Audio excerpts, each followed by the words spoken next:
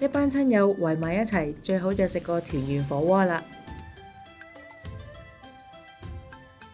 大白菜切去尾部，用熱水略為焯軟，撈起備用。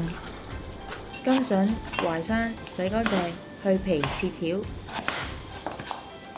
隨意用豬肉片或者已焯熟嘅大白菜，將食材捲起。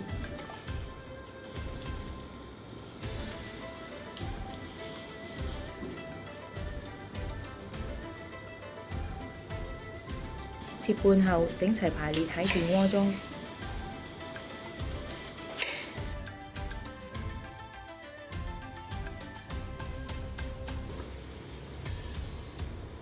番茄洗乾淨，界十字，用滾水浸2分鐘。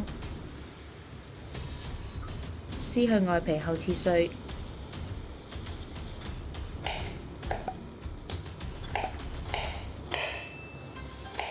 加油喺另一鍋中，開中火加熱，放入蔥花爆香，再落番茄拌炒，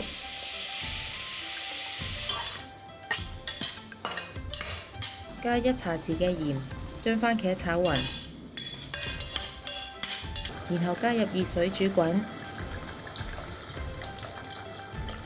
再落生抽、蠔油同糖調味。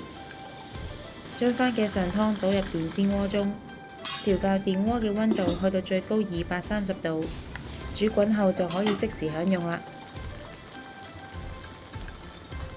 鍾意我哋條影片嘅朋友可以 Like、Subscribe、Share， 同埋記得撳着個鐘仔，可以第一時間收到我哋嘅最新資訊同埋影片。